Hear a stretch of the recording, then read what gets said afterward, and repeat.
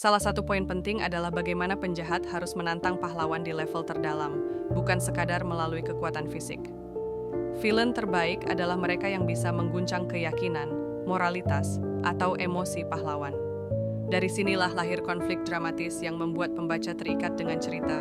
Penulis memperkenalkan konsep The Villain's Journey, yakni bagaimana penjahat juga memiliki alur perkembangan yang mirip dengan pahlawan.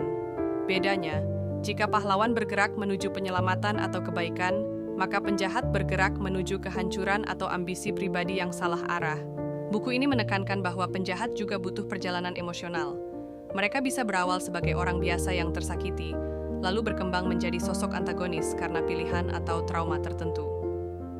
Transformasi inilah yang membuat mereka meyakinkan dan memikat, karena pembaca bisa mengikuti logika perubahan tersebut. Dalam buku ini menekankan bahwa penjahat, villain, adalah elemen penting dalam sebuah cerita, sama pentingnya dengan pahlawan. Tanpa antagonis yang kuat, perjalanan protagonis kehilangan makna. Villain bukan sekadar penghalang, tetapi juga cermin yang menyoroti sisi terdalam dari karakter utama dan bahkan pembaca. Buku ini juga menguraikan berbagai tipe penjahat, mulai dari The Mastermind, The Fallen Hero, hingga The Monster Within. Dengan mengenali kategori ini, penulis bisa memilih tipe penjahat yang sesuai dengan kisahnya. Setiap tipe memiliki daya tarik dan konflik yang berbeda, sehingga menciptakan dinamika cerita yang lebih kaya. Penulis juga memberikan strategi praktis untuk menulis interaksi antara penjahat dan pahlawan. Misalnya, bagaimana mereka saling mencerminkan satu sama lain, bagaimana tujuan mereka bertabrakan, dan bagaimana konflik bisa terus memuncak sampai klimaks. Semua ini membuat narasi lebih tegang dan emosional. Villain yang menarik seringkali memiliki sifat-sifat manusiawi yang bisa dikenali, seperti rasa sakit, dendam, keserakahan, atau ambisi. Dengan mengaitkan sisi manusiawi ini, penulis mendorong pembuat cerita untuk mengembangkan penjahat yang kompleks dan relatable, bukan sekadar monster tanpa jiwa.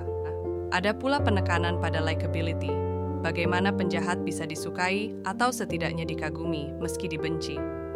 Karisma, kecerdikan, atau bahkan sisi tragis bisa membuat pembaca terpesona pada villain.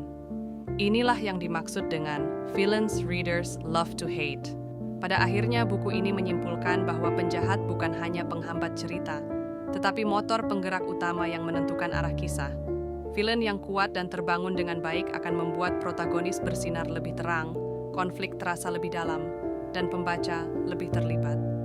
Dengan memahami The Villain's Journey, penulis bisa menciptakan antagonis yang benar-benar tak terlupakan.